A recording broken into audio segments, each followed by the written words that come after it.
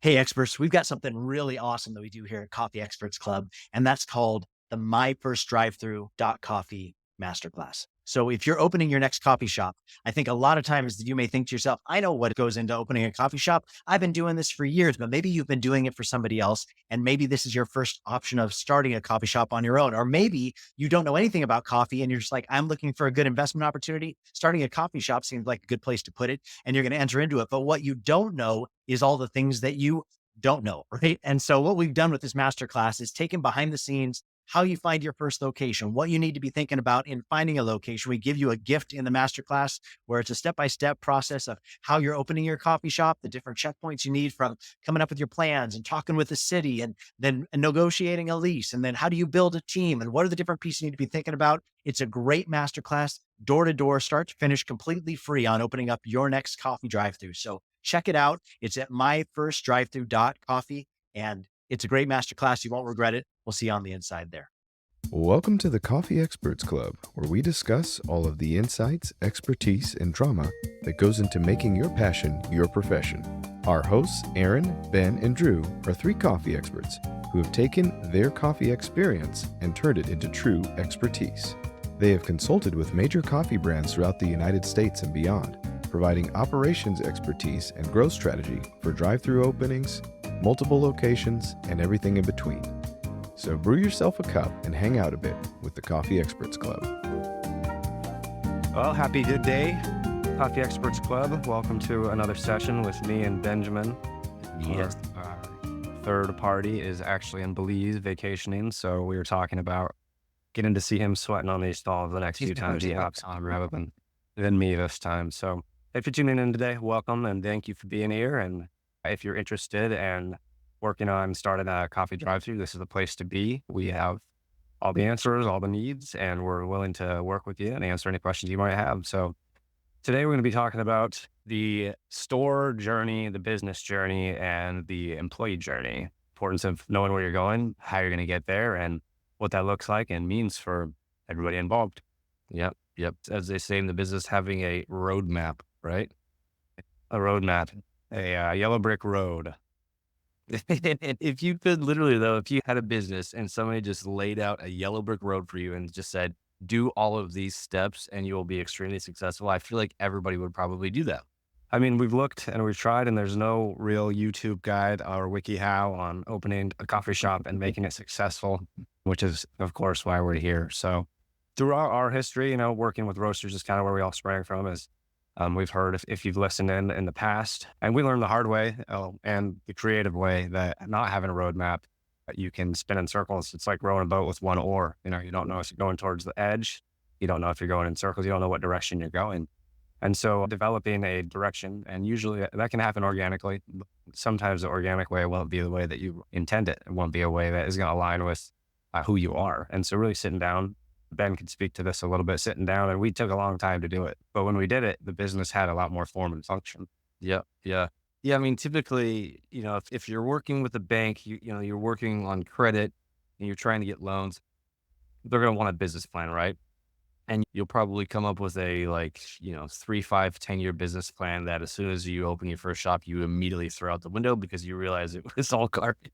So once you throw that thing out, then yeah, you have to sit down and think, okay, what do I want to do? How many stores do I want to open? How often do I want to open? How many employees do I want to have? And just thinking through and start building out the basis of a map because yeah, if you don't have a roadmap, you have no idea where you're going. And it can start basically, and it can start really rudimentary. And as you grow the company, then you keep adding to it. And it doesn't need to be finite and completely figured out the day you open your doors, but at least having something, do I want to have more than one shop is a great question to ask yourself. We would probably say, yes, that's a very important thing, unless you want to work on bar for the rest of your life.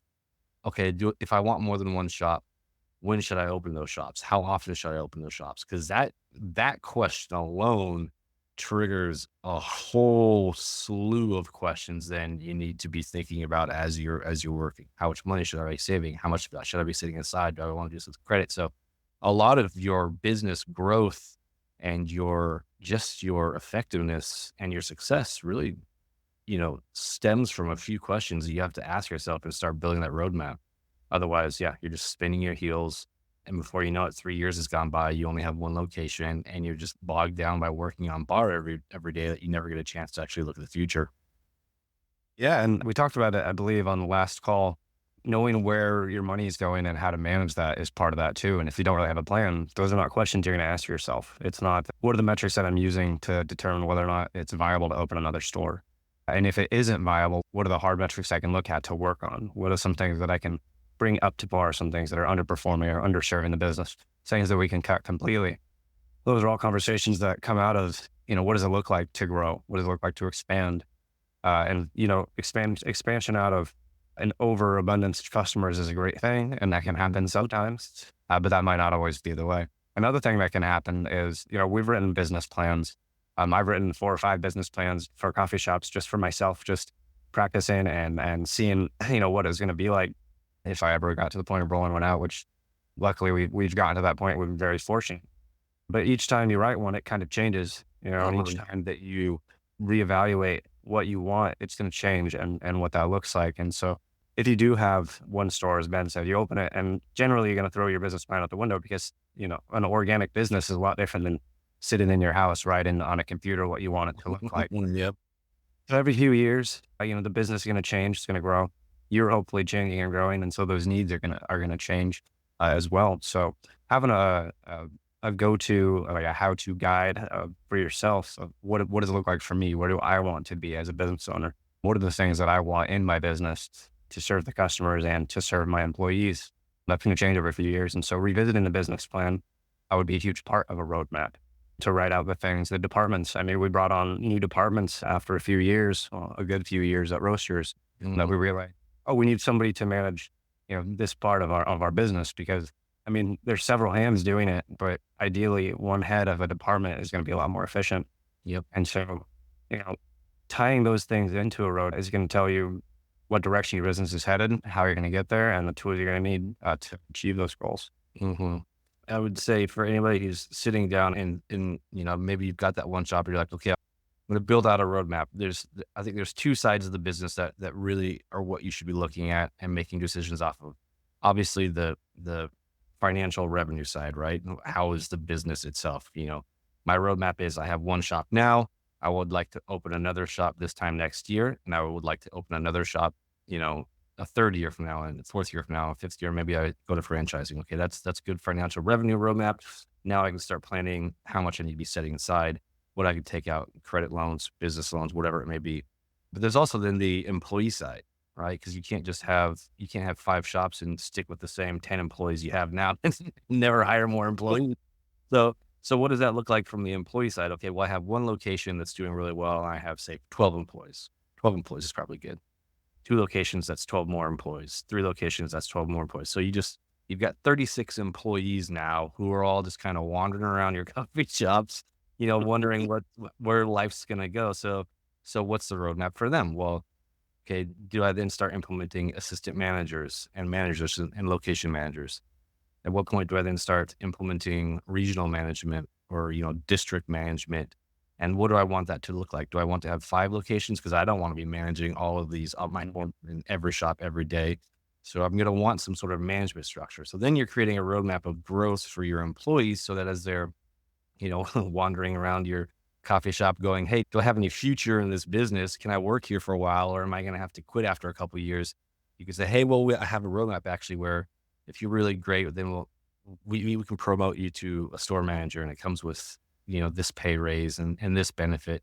And then, as we grow as a company, we're going to implement regional management. And this what this looks like. So having a roadmap for those 2 sides of your business, as tough as it is to think out when you are just one location, when you start hitting those milestones and they're coming up because you've already kind of pre-planned them, it's a lot easier to implement than to be at 5 locations and go, holy cow, my hair is on fire. I'm trying to manage all of these managers. I just need somebody to be like a manager over this region. And the light bulb goes off. You go, ding, I should have thought of this earlier. Naturally, our people that we're having in our stores are going to be a younger demographic. And that can be, it's a mixed bag. It just is with people coming from all sorts of background to work in coffee. It's a very diverse work environment.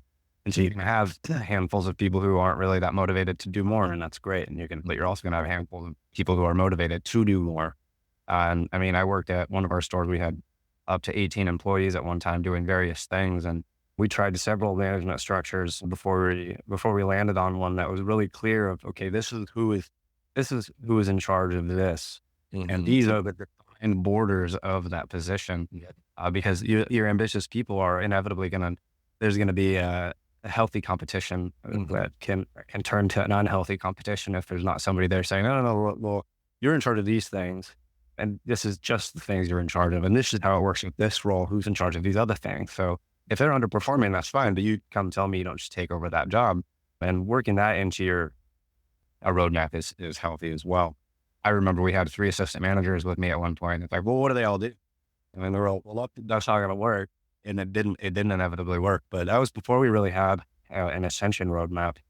I mean, it helped me, I know, to know exactly what I was going to be able to do to get to those points, because I did have goals, and you're going to have baristas who do have those goals, and you want to feed the people who are hungry, and there's going to be plenty of hungry people in your business. Didn't we have dual managers at one point too? It was like two managers over one location, and they would just like constantly butt heads because it was like, no, I'm the manager. Yeah, and we'll try day managers and night managers, and the workload is not the same between day and night at a coffee shop. Yep. Those learn from our mistakes. Don't go down that if you don't have to. But really, a lot of it is it's so true. You've got those employees that are ambitious, that want to move up somewhere. I think a lot of our naivety and just our immaturity was in not being able to tell some people no. You've got an ambitious person who's like, I really want to be manager. In the back of your head, you're going, yeah, but you don't have what it takes, dude. There's no way. But instead you go, hey, you seem like you really want it. Okay, let's give it a shot. And then 6 months later, you're like, I got to find a new manager for my location now. Having a black and white review process will help with that. But I think, those ambitious people are going to want to move up, especially as you grow, as you follow the business side of your roadmap and you're growing locations, you're growing revenue. Your people are going to see that, and they're going to see success, and they're going to see the company doing well. And their immediate question is going to be, okay, but the business is doing really well and growing. How do I grow? Like, what's the point of me being here if I can't ever earn a better wage, if I can't earn better benefits, if I'm just, if everybody's just flat baristas, and maybe you have a store manager over like a really busy shop, you're going to lose that talent, because that talent's going to go, well, there's nothing for me to do here. I'll just go somewhere else where there's some, I can move up in trajectory. So having that roadmap in place, like before you get to those points, really, really kind of gives your employees clarity. I think one of our biggest pitfalls was we didn't have that in place until way further in the company lifespan. We've probably lost a lot of really good talent who are just like, dude, I don't know what you guys are doing. Like, we're obviously a successful coffee company, but like, I can't go anywhere. So I'm going to go work at Dutch Bros or something like that. And I'm a huge advocate for have that roadmap in place and be super transparent with your employees about it. Because the more transparent you are, like if you give them essentially the yellow brick road of how they can grow in your company, it makes those ambitious employees that we always talk about really excited, because they go, okay, I know exactly what I have to do to get from point A to point B. I know if I get to point B, I get a $2 an hour bump. And if I get to point C, I'm a manager and I'm making even more, and I get this benefit and this benefit and this benefit. It just gives them, like, you basically telling them, hey, here's how I want to reward you. It's just up to you to go get that reward. Like, it essentially gamifies it. Hey, coffee experts, those of you running independent coffee shops, you're always looking for ways that you can drop your costs. And we here at the Coffee Experts Club really understand that. And so we've started something called Indie Coffee Coalition. And what it's designed to do is to drop your costs on 2 of the things that you're probably experiencing the highest sales volume in your store. And that is energy drink and frat mix. Those 2 line items, we've created our own products and are offering you those products at a reduced cost so that you can cut out the Red Bull of America. You can cut out the main lines of energy drinks that you're doing and serve your own energy drink at a reduced cost on a line item that you're probably already making a lot of sales on anyway. The best way that you can grow sales is by dropping your costs and maintaining a current volume. So check us out at indiecoffee.co, and we'll love to tell you more there. I'm a huge advocate, and I love systems that teach, and one thing we always told our managers was own your store, which, of course, is hypothetical. They're not going to own their store, but what that really means is you're going to be responsible from open to close for everything that happens in your shop and take ownership of the wins and take ownership of the losses. And, you can't do that to a younger kid without stressing them out unless they have a system that works the store when they're not there. And Yep. so having these systems in place for employee ascension. I remember when we did roll it out and we had documents, we had paper documents. We have a store meeting and I'd hand it out to the kids and they got to ask questions and, really understand what it was that we were trying to do for them, which was we rolled out incentives, we rolled out, pay raise structure and metrics for reaching those different goals. It, it teaches the kids that there's a system that they're working in. It's not just the Wild West and they don't know if the business is going to do successful. I mean, of course, hopefully we're all going to be doing successful months and quarters, but it teaches them that when the business succeeds, so will they. And so they're then motivated to help the business succeed. Hey, do you want an extra shot? Or hey, we have these extra pastries today. And those little things done 100 times a day is adds up to a lot more money. And it's not only teaching the baristas what it takes to ascend, and that if they're learning these work skills, they're learning life skills. It's teaching the managers what to look for. And that when they have this system we did reviews, took us a long time to roll those out as well. But when we did, the managers would meet, every 3 months, once a quarter, and do quarterly reviews. Yep. And eventually regionals would do it with managers, but it would give them, we were built out a survey online where the manager can, go through all of these questions. What are these are the things we're looking for. And this is the barista of this survey is attached to. Tell us about how they're working. Tell us about how they work with their team, tell us about how they've been working with their customers, and tell us about, how they just work in the store with the systems. And so you're training the managers to watch, while they're on bar too. Cause I mean, a manager of a coffee shop, especially a busy coffee shop. I know, Ben, you probably remember, I definitely remember, your brain is like a beehive and each bee is a priority. Buzzing around you and you're not necessarily knowing which one is going to be the highest priority, but you try to manage them all at once. And so looping in these systems that they can, at the end of the day, think about, okay, these are the metrics that I want to use to track the work of my baristas in the store. They're going to be then thinking about while they're working of like, how fast is this barista working? How many drinks do these baristas spill? How much waste is actually caused by this person who's working with? Yep. But we talk all day about the people side of the roadmap, because I mean, inevitably people is the business in coffee, and maybe not, in some areas that are using robots. Yep. No, I mean, you make a great point, especially with when it came to raises. I remember when we rolled that out, and I was just like, but thank you.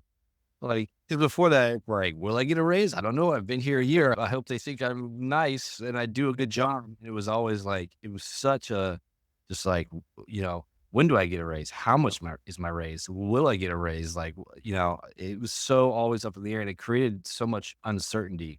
The last thing you want is like your employees coming in with like uncertainty about whether they should be working there or not. Like, you want them to be like, yes, I absolutely need to work at this place. And the way you do that is making it certain. And so, yeah, that whole review structure, I mean, just to even get down to brass tacks, they would have 4 reviews a year. And if they scored 80% or higher on 2 reviews in a row, then they would get a raise. So they could theoretically get a raise every 6 months. And if you're listening to this and you're on your first location, you're like, holy cow, this sounds insane. Like, how'd you build this out? That sounds way too complex. Just DM us and we'll show you how. Help you out. I still have that tool. But for us, it was a way to say, like, look, we want to reward our employees twice a year. A raise once a year for an 18-year-old is like, for them, it seems like they're waiting a lifetime to get a raise. So it was like every 6 months. And then we wanted to tie it exactly back to, like you said, metrics. We want to be able to measure this and know that it's not just some gut check of like, yeah, this guy deserves a $3 raise. She deserves a $2 raise just because we feel like it. But it was like, no, you scored 80% or higher on these reviews. You passed your mini flow test. I remember we called it. It was like the quiz on their drink recipes and how to make their drinks. And you did that twice in a row. Good job. You get a raise. And this is exactly how much the raise is. And we'll tell you how much it is. You don't do that. Well, if you got an 81 quarter and the next quarter you got a 70, well, you've got the next quarter to make it up, and then you can still earn your raise. So it's very metric, and I know for most coffee shop owners who are in the thick of it and they're still on bar and they're trying to think through the business, you're like, trying to build out the system sounds like it's difficult. It wasn't easy, but we built it so we can give it to you if you want it. But once that system was in place, then it was like huge weights off your shoulders. You don't have to think about, this barista getting mad because this barista got a raise and they didn't. It was for this much and it was not for that much. And once you multiply that again by your roadmap of 3, 4, 5 locations, 40, 50, 60 employees, like that becomes a nightmare. And you don't have something in place. But once it is in place, then it's like, yeah, every quarter we're just ticking off the box. Congratulations, raise. Talk to HR, give them a raise, and then it becomes very simple. And you can simplify the chaos of 60 employees all asking for a raise into a really really distilled quarterly review process. Which again is, if that's part of your roadmap, build it in now, and so that when you get to that 60 employee point, you're not pulling out your hair. It's just you've been implementing your process in your roadmap up to that point.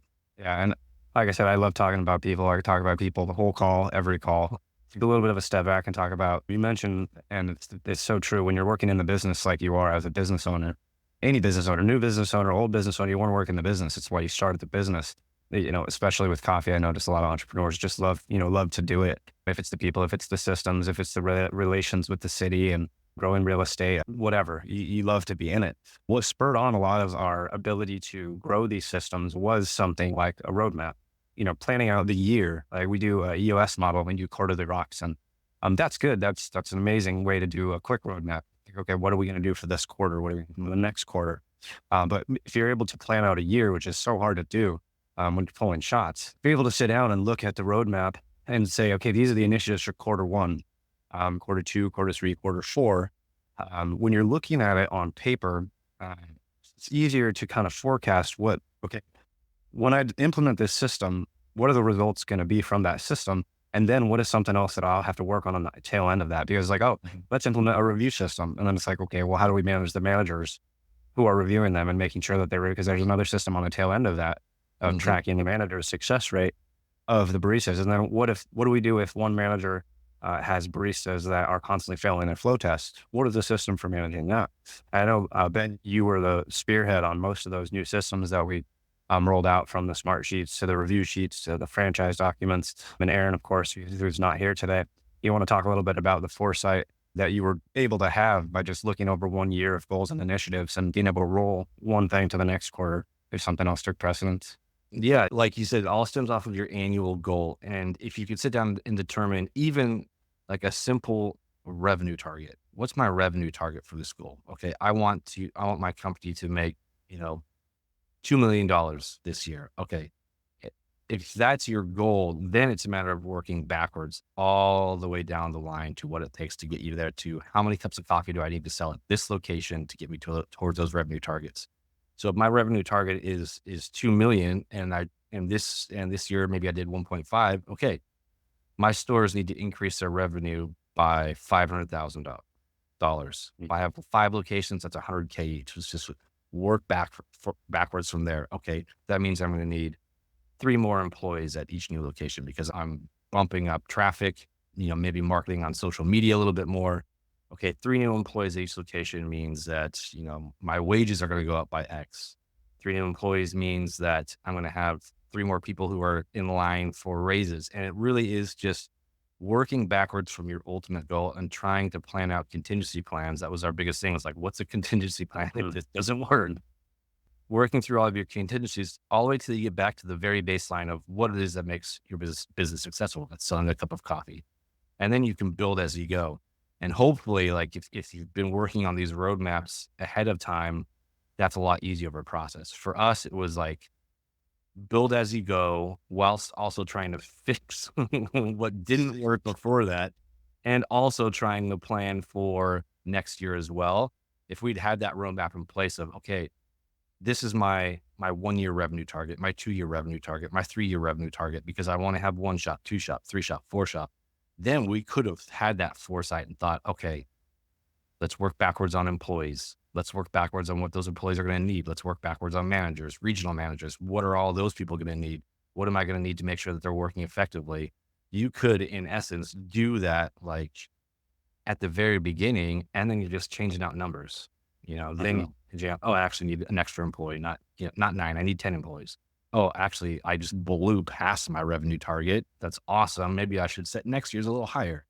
Then you're just adjusting numbers a little bit, but to go like we did to work backwards while you're like in the middle of it, it's much more tough. Yeah, we were reactive for a lot of years, and through that, I mean, it made us tougher. Yeah, it made us able to withstand big, unknown, unseen shifts. And some of the things we were battling, such as I think one of the big spurs for creating the Ascension plan, the incentive bonuses, was rising minimum wage costs. And how do we pay our baristas who make minimum wage now, who've been here for a year, the same wage as somebody who's getting hired on when the minimum wage raises? They're going to be making the same as a brand new newbie. How do we stay ahead of that? How do we, because of course they're going to be concerned with that, because I would be, it only makes sense, especially if you're a well-performing employee, that you should be getting compensated for your high performance and not paid the same as somebody who doesn't know how to pull shots yet.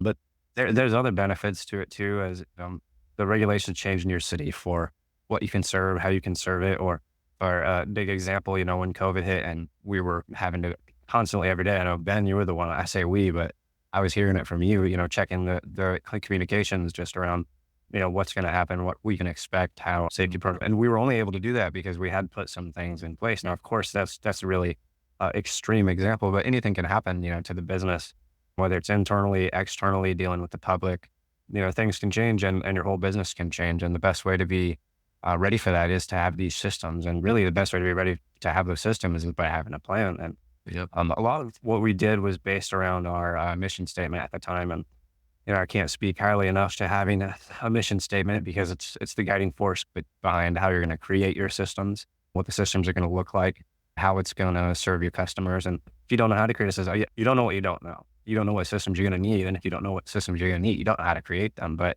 having an external living force, it was our mission statement. And that never changed, pretty much through the whole business. So we could lean back on that and say, okay, well, this is really our driving force. How can we build this system to serve in this specific way, and not just serve the customers, but to serve the baristas and ultimately serve Ben? Because I remember rolling out, smart sheets, or rolling out cash tracking devices, or rolling out, tallies. And well, there's a back end management system that needs to serve Ben. So he's not sitting his 8 hours a day looking at all of my numbers and everything that helps manage that. And so I know as you and Aaron were working on all these things, you guys kept that in mind to, what can best serve the business and towards our goal, towards our 5-year, our 3-year, our 10-year, whatever it is that you have.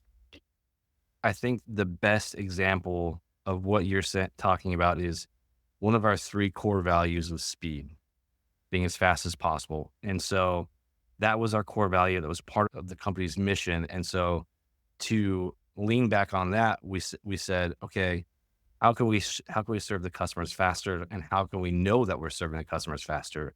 And so we implemented drive-through timers. And it was like revolutionary, because like the baristas then can look up and see how long they're taking, because our biggest thing was like, you'd always tell the baristas, all right, let's go guys. We're going quick. And they're like, I am moving fast. And like, what drink just took 4.5 minutes to make? What do you mean I am moving fast? And so by implementing a timer, we gave the managers and outside management, somebody who could sit, in the back and look at the timer, look at it remotely. We gave them a tool to be like, this is one of our guiding principles, and here's a tool to help you make sure that we're tracking with that. And it was great. It worked great. There's some, costs, incurred when you're putting in the drive-through timer and stuff like that. But like, ultimately it was like, let's lean into one of our core values. We want to be a fast coffee shop. And how can we do that? Well, let's figure it out. We'll add some timers. Well, and we learned that people like to be held to a standard, and the timers did that, whether or not it was tough at first. And it was kind of tough at first, when especially if you're 8 years old, 7 years old, and you've never had timers, and suddenly you have to explain to your baristas the benefit of a timer. And eventually people were getting with it and really enjoying the competition. And I mean, holding people to a standard, it shows them that you care about the standard, because you can say, you can preach all day, but unless you practice what you preach, it's hard to get people to really latch on to what you're saying. And I think with a lot of those systems from the roadmap, it showed the people that we were thinking ahead. It showed our baristas and the customers who would see our advancements, would see us going from taking orders out the window to running orders with sticky notes, to running orders with an iPad, to, all of these things that we were doing was to better serve the customer. And the only way we were able to really do that was with our roadmap. Yep. And for us, I know the goal of that roadmap was new locations. And I think if you're gonna start building a roadmap now, what is your ultimate goal in 10 years? In 10 years, I want how many locations? Hopefully more than 2. I would prefer. I would say minimum 10 years. You want at least 5 to 7 locations. How do I get there? How do I get there each year? How much money do I need to get there? How many people do I need to get there? And then just start multiplying. Yeah, roadmap. It's priceless. It is. Well, thanks, Ben. It was nice chatting with you. We're coming up on our time again. Our coffee experts, thanks for being here. If you're in the industry, trying to break into the industry, or just curious, we're here for you. And it's a perfect place to be if you're opening a drive-thru. So, Ben, thanks for being here. And we'll see everybody next time. Talk to you guys later. Thanks so much for joining us today. For those of you who are looking to become a coffee expert yourself, we offer an incredible, thorough training online for opening your first coffee drive-thru at www.myfirstdrivethru.coffee.